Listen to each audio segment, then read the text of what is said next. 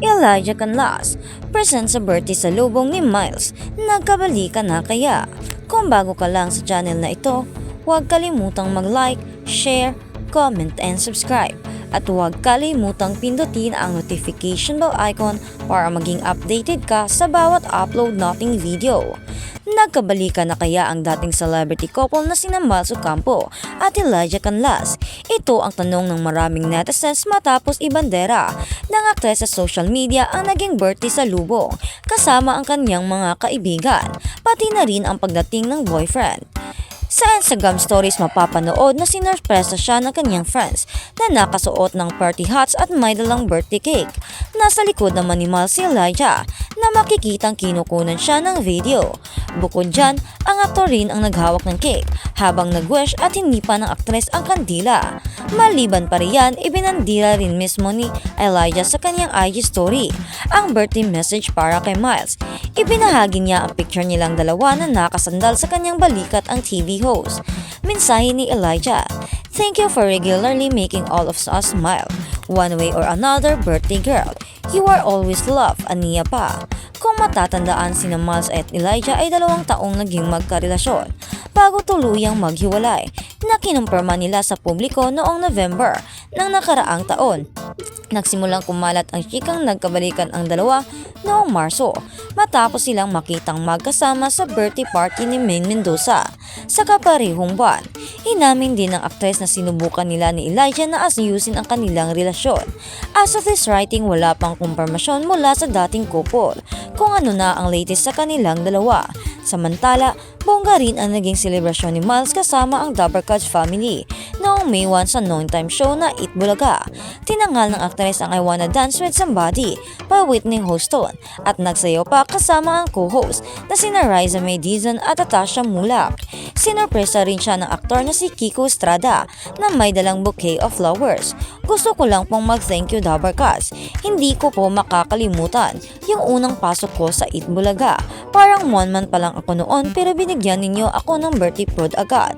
Emosyonal na sinambit ni Miles. Patuloy niya pa, "Hindi ko expect ever na magiging parte ako ng pamilyang ito. So thank you po. Forever ko pong sasabihin ng legit Dabarkaj ako." At sa kabilang banda, Elijah super yakap kay Miles, sweet na sweet ulit sa isa't isa. Feeling ng kanilang mga respective supporters, totoong nagkabalikan na di umano talaga sina Miles Ocampo at Elijah Canlas. Of course, super happy ang mga fans sa development na ito. At kung true nga na binigyan uli ni Miles si Elijah ng second chance para sa part 2 ng kanilang love story. Sa litratong ibinahagi ng direktor ng pelikulang A Very Cold Girl na si Peterson Vargas nitong nagdaang Sunday night, makikitang kasama niya sina Miles at Elijah. And fairness, sweet na sweet ang celebrity couple sa naturang photo dahil nakayakap pa si Elijah mula sa likuran ni Miles. Puro positibong komento ang nabasa namin sa post na iyon ni Direk Peterson at halos lahat ay nagsabing mukhang nagkaayos at nagkabalikan na ang magjowa.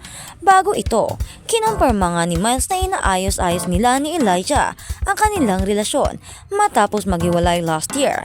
Sa isang panayam kay Miles, diretsahan niyang tinanong kung sila na ba uli ni Elijah na sinagot ng Eat Bulaga Dabarkaj ng "Let's see, we're working on it." Halos ganito rin ang naging sagot ni Elijah nang tanungin kung bahagi ba ng kanyang 2024 goal ang magkaroon ng bagong jowa. After ng breakup nila ni Miles, "Looking for love. What if love pa? There's always love within us, right? There's always love within us and I have so much love to give, you know. Honestly, I have so much love to give, so much love inside of me, and I am willing to give it to anyone who's willing to accept," say pa ng aktor. At sa kabilang balita naman, Kim Chiu Didma sa pagsabog ni Sian Lim, hindi masakit.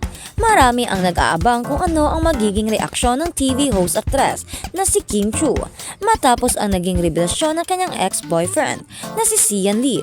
Matatandaang nitong Huwebes, May 2, tuluyan ng inamin ng kapuso actor-director na may namamagitan sa kanila ng film producer na si Iris Lee nang ma-interview ito ng Esquire Philippines. At nitong Biyernes, May 3, naging sentro ng asaran at kulitan ng Showtime host si Kim.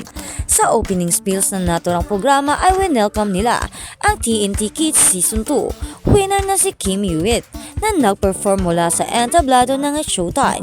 We love all the Kims and we love you, Kimi, sabi pa ni Ann sabay yakap kay Kim. Singit naman ni Vong, gusto mo bang mag-sample, Kim? Sinakyan naman ito ni Ann at tinanong kung ano ang kantang gustong nitong i-perform. Ngunit di nagpatalo sa enter si Jong at tinanong si Kim na gusto mong interviewin ka na lang namin. Hindi o wag na, hindi naman ganon masakit, sagot ng tinaguri ang Chinita Princess. Hindi naman napinilit pa ng mga ito na ungkatin kung kumusta na si Kim on air matapos ng revelasyon ni Sean. Bis naman sa mga updates niya sa kanyang Instagram ay bala ito sa pagre-rehearse para sa kanyang performance sa ASAP Natin To this coming Sunday. Bukod pa rito, nakiselebrate si Kim sa birthday ng kanyang malapit na kaibigan na si Bella Padilla.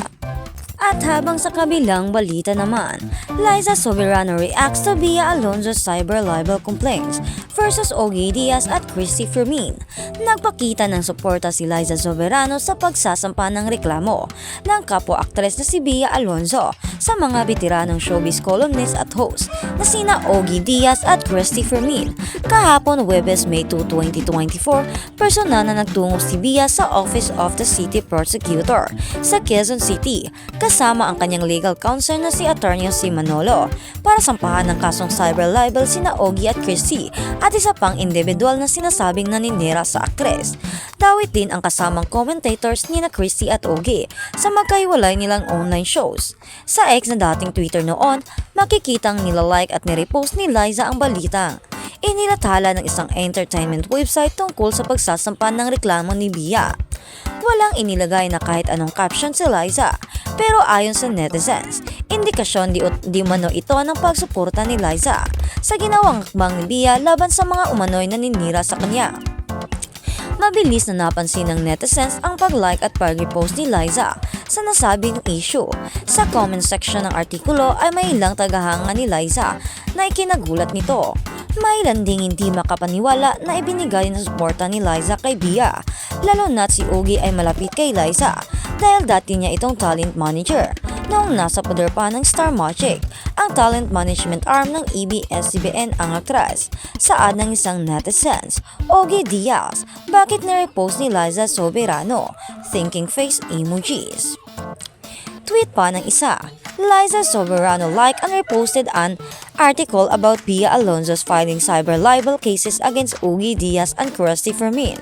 Mukhang suportado ni Liza si Bia laban sa dating manager na si Ogie Diaz.